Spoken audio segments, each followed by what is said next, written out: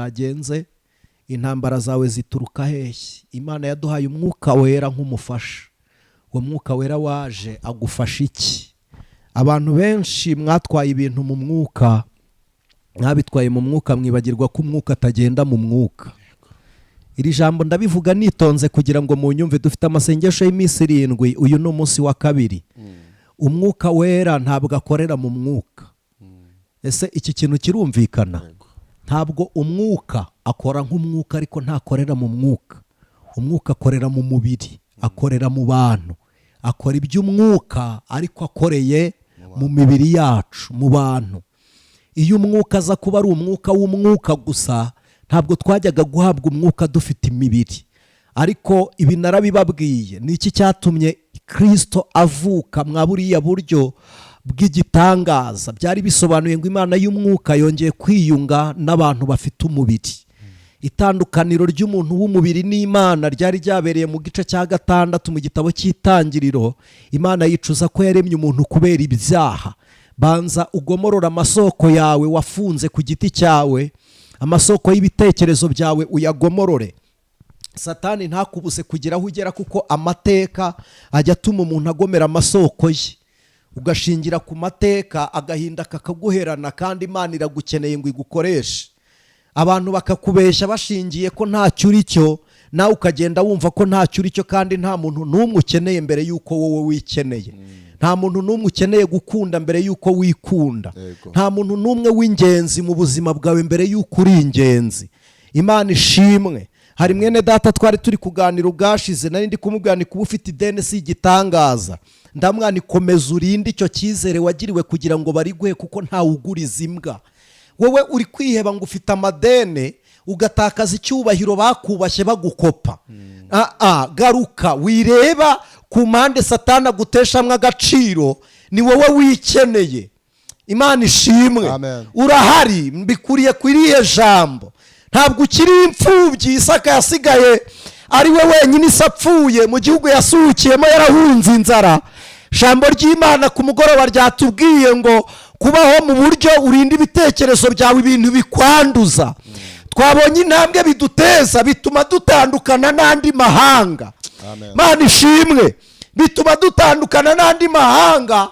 Ikindi cya kabiri, bituma imitekerereze yacu ibangukira gukoreshwa n'Imana. Bituma ibitekerezo byacu bibangukirwa gukoreshwa n'Imana. Ikindi twabonye ko bitera Imana kudutera umwete. Bituma tugira umurava, tugira ishyaka ryo gukora. Bakundwa, Isaka asigaye ari imfubyi, yagize ishyaka ryo gukora. Imana ishimwe. Imana ishimwe. Ntabwo ngendereye kuvuga kuri aya mariba ya Isaka, ariko nimureba yabanje iriba aryita Sitina. Sitina bisobanura intonganya. Irinda ryita Yezeki, imirwano. Irinda ryita Rehoboti, tugeza ahagutse n'ibindi sinshaka kubivugaho, si ibyo mvuga. Ariko mutangazwe nuko iriba rya mbere bararisibye, ntiyarekeraho gufukura. Basiba irya kabiri, ntiyarekeraho. Ndagira ngo mvugane nawe ko hari ibiza mbere bishe. Wowe wituza. Mu gisekuru byarabanje birapfa, mu muryango birapfa, ugeze mu rushako biranga, mu bucuruzi biranga.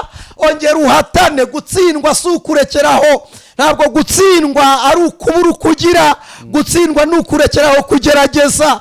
Ongera ufukura amariba, biracyashoboka. Imana iracyari kumwe nawe. Ongera, uracyafite umwuka. Imana ishimwe. Umwuka wera aracyakora. Imbaraga z'Imana ziracyahari. Ububasha bwawe buracyashoboye. Imana iracyari kumwe n'abizera. Urukundo rwa Kristo ruracyari mu bamwiringira. Haleluya. Ongera wikwiheba. Imana ishimwe. Nukuri igisubizo ntabwo kirimo kwimuka aho ngaho. Igisubizo ntabwo ari uguhindura ako kazi. Isaka yirinze intambara, nyamara bari kumuteza intambara.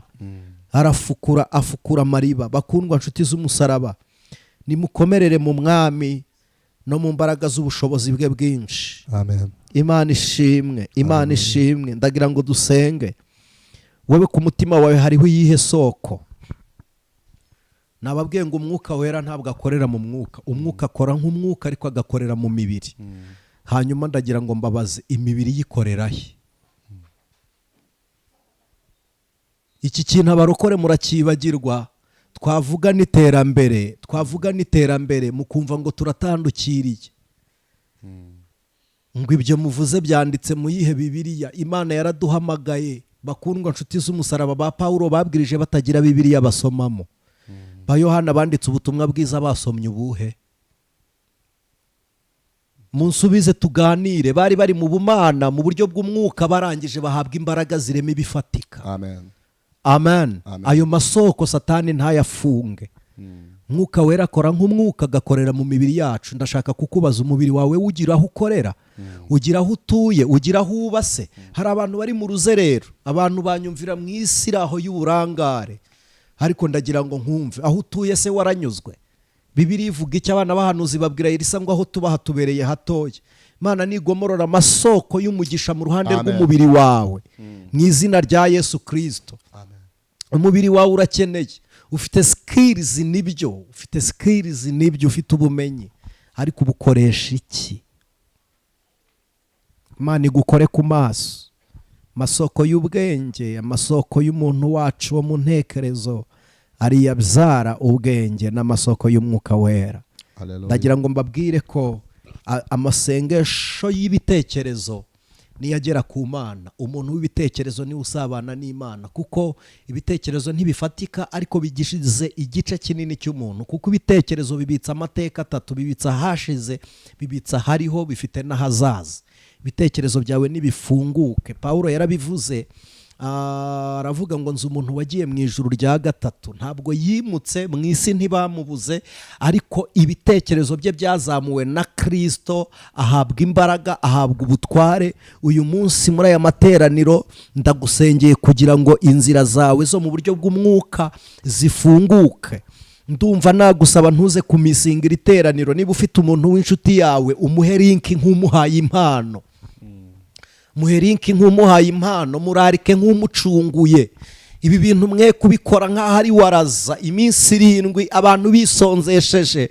Ntabwo ari ubusa imbere y'Imana. Bakundwa, aniseti kwibuza ibiryo kugira ngo nsengere abantu ntabwo ari ikintu kiraho cyoroheje. Imana igomorora amasoko yo mu bitekerezo byacu. Amen. Wa mutima wanjye weshima Uwiteka, mwabindimo mwese mumushime. Nje mpimbazi izina rye ne kwibagirwa, iby'Imana yankoreye byose. Wa mutima wanjye we, umutima wawe, amaraso yawe, umubiri n'ubwenge bigomororwe. Mana turagushimiye, waduhamagariye muri Kristo Yesu, ugomorora amasoko y'ubugingo muri twe. Wagomoroye amasoko y'agakiza, uduhindura baraganwa na Kristo. Uduha umugisha kugira ngo tukwizere, uduha umugisha kugira ngo tugukorere.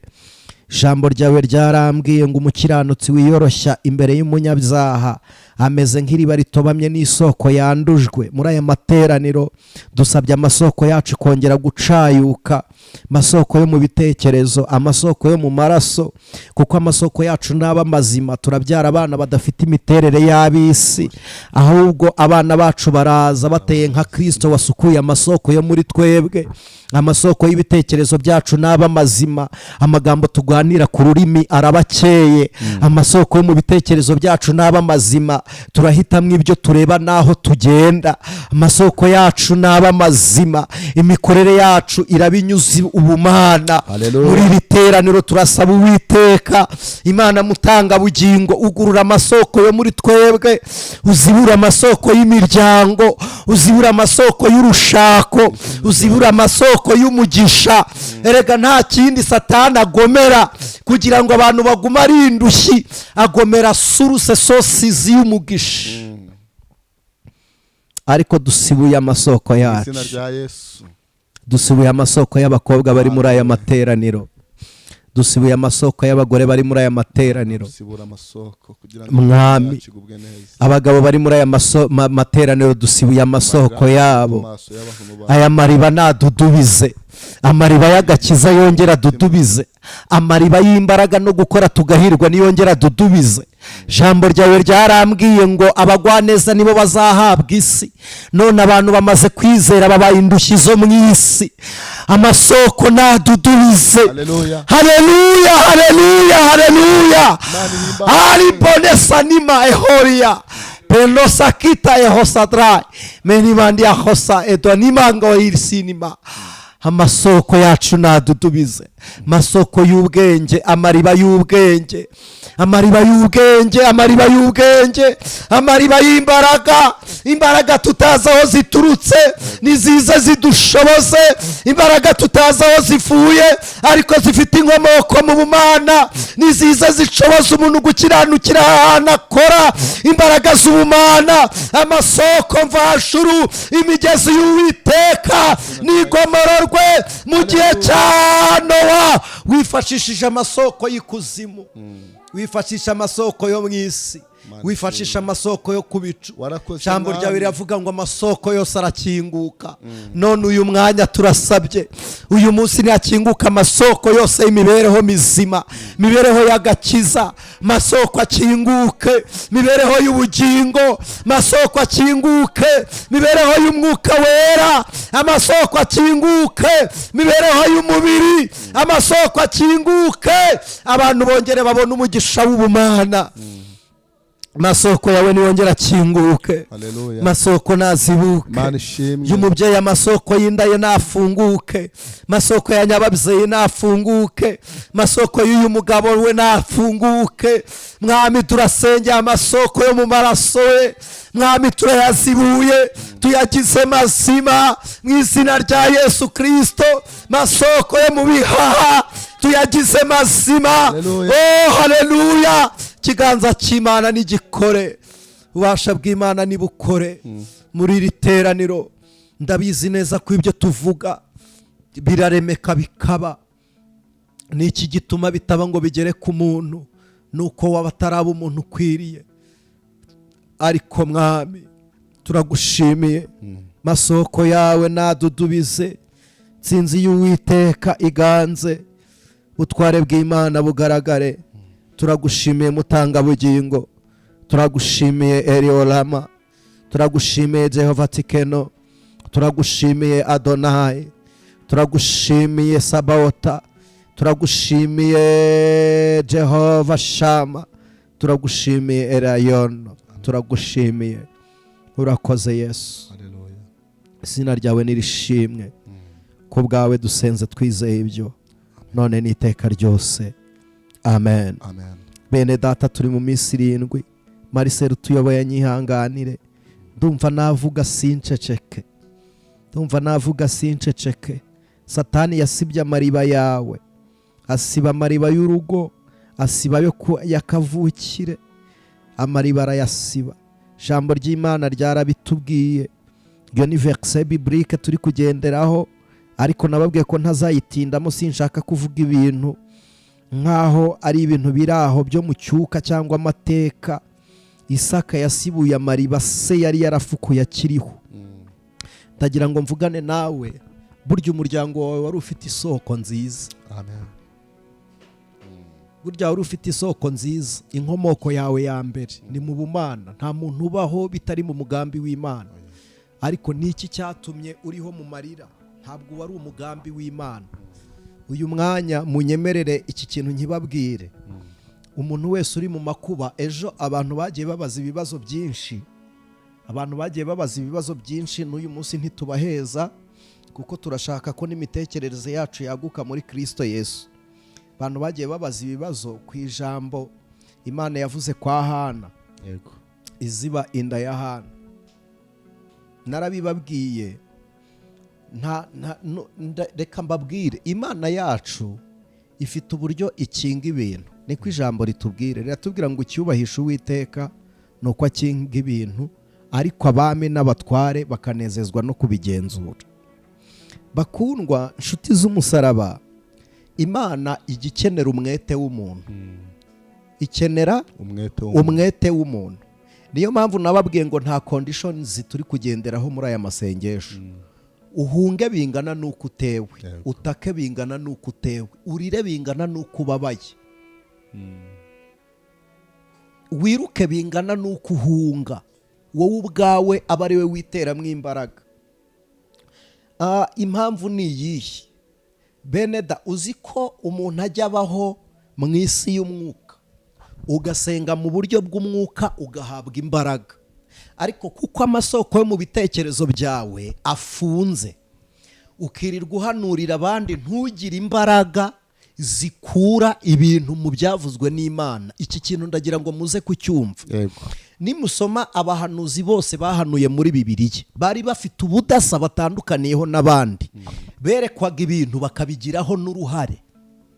Iyo berekwaga amakuba, hari abayasohozaga cyangwa bakayahagarika. Iki mukimenye. Icya kabiri, Bibiliya abakozi b'Imana itugira abahesha b'umugisha. Musome Bibiliya, Joshua ari mu ntambara, yabonye bugiye kwira ababisha bagihari, ahagarika. Abantu babizi, burya urugamba rwa nijoro ruragatsindwa. Biranagoye burya, kuko mu ijoro ntabwo wapfa kwataka cyangwa ngo utere. Joshua yabonaga rero biri buze kuba ibibazo, arangije ahagarika izuba kugira ngo akomeze kurwana aneshe. Ndagira ngo mbabaze, ku Mwuka Wera ari umufasha mu bibazo byawe, wowe agufasha iki? Uyu mwanya wowe icyo wahagaritse ni kimwe, ni uguhagarika kongera gukodesha aho hantu ukimukira kuba ahandi, ni uguhagarika gukorana nabo ukajya gukorera ahandi. Ariko Joshua yaravuze ati ndahagarika izuba n'ukwezi bibe biretse, nkomeze nkubita ababisha banjye. Muri iri teraniro amasoko y'ubutware bwawe muri Kristo Yesu yongera afunguke, ugire uruhare ku mbaraga z'ababisha bawe. Haleluya, amen. Wowe ushobora kutamenya ngo ababisha bawe ni bande. Ushobora no kutamenya icyo ushaka kubwo gusenga nta ntego.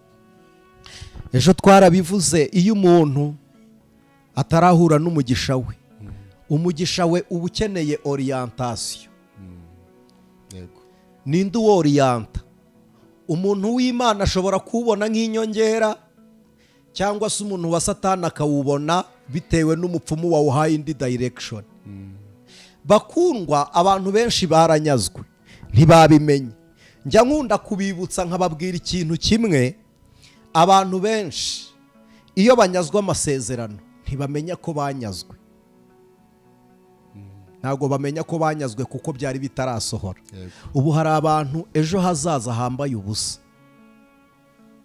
ejo hazaza hatari imigambi, hatari ibitekerezo, ariko kandi ari gusenga ngo yishyurirwe ideni afite none. Nyuma y'iryo deni hazaza irindi deni, ariko ejo hazaza hakwiriye kuba hari ikigega gituma uguriza abandi, aho kugira ngo bakuguze, aho kugira ngo bayaguhe wowe uzayatange. Bibiliya yatubwiye iki? Yavuze ngo niwitondera amategeko y'Uwiteka uyu munsi, azagusumbisha amahanga yose yo mu isi. Niko ijambo ry'Imana ritubwiye, umurongo wa mbere. Nugira umwete wo kumvira Uwiteka Imana yawe n'uwo kwitondera amategeko yayo yose ngutegeka uyu munsi, Uwiteka Imana yawe azagusumbisha amahanga yose yo mu isi. Murongo wa kabiri haravuze ngo kandi iyi migisha yose izakuzaho ikugereho niwumvira Uwiteka Imana yawe. Ejo twarabibonye, kumvira Imana ni ugukora iby'Imana ishaka. Gukora iby'Imana ishaka ni ugukiranuka. Hanyuma n'iki kigushoboza gukora iby'Imana ishaka? Ni ugusoma ijambo ry'Imana, niyo yaba iminota 2, niyo yaba 5, kurisoma. Niba bikunaniye, shyira mu bikorwa rimwe wumvishe. Si ukurisoma gusa twabonye gusoma ijambo ry'Imana no kurishyira mu bikorwa. Uyu munsi uri gusenga ngo Imana ifungure amasoko yo muri wowe, hari igihe wowe ari we wazibye amasoko yawe. Uri kugerageza gukora iki mu bishimwa n'Imana? Ni iki gishimwa n'Imana uri kugerageza gukora? Ni ukwandika ibyifuzo, niho wibereye. Ariko ibyo byifuzo uri guha Imana, Imana nayo ifite ubundi buryo igushaka. nawe ukagira uko uyishaka. Imana rero ntikora ibyo ushaka utakoze ibyo ishaka. Iyo ukoze ibyo Imana ishaka iguhuza no gushaka kwayo. Ejo twarabibonye, Imana Data iyo ukiranuka, gukiranuka biguhuza n'Imana, Imana ikaguhuza n'abantu, abantu bakaguhuza n'ibintu, ibintu bikaguhuza n'umugisha wawe. Nababwiye ko umugisha atari ibintu, noneho mbabwira ko umugisha ari uburyo tubaye muri bya bintu dufite. Uyu munsi urababaye kandi isi kubona nk'umuntu wagezeyo. Uyu munsi ufite ranka, turakubashye, ariko nawe ufite umutima uhagaze. Umugisha w'Imana wongere ududubize amariba y'umugisha aze muri uwo mutungo Imana yaguhaye. Ufite urugo ariko amarira ntabuze. Ikintu kibabaje kinatangaje, ibyo uri kuririramo nibyo abandi bari gusengera ngo babibone. Aho uri gutakira hari abantu bari kuhifuza. Wowe wamaze kwiyanga hari abantu bagukeneye ngo uzibe icyuho. Ibiri kugutera kurira hari igihe abandi bari kubyita impundu. Urarizwa n'abana, hari abari kurira bababuze. Uyu munsi Uwiteka agomorora amasoko yawe. Haleluya. Nugira umwete wo kumvira Imana. Ndaza kuganira namwe hejuru yo gutunga Imana mu bitekerezo n'ububasha bw'Imana mu bitekerezo byacu, tugere no ku Mwuka Wera. Ndaza kuganira iyo nsanganyamatsiko tuyihuje, ariko tekereza iki ngiki. Turi mu mwanya w'amateraniro. Imana y'Umwami wacu Yesu Kristo iguha umugisha. Imana iguha umugisha. Reka nitse gatoya, ariko Uwiteka Imana ya Isiraheli ikuyobore muri aya materaniro, ugira uburyo usengamo. Imana iguha umugisha mu izina rya Yesu. Amen. Amen. Imana ishimwe.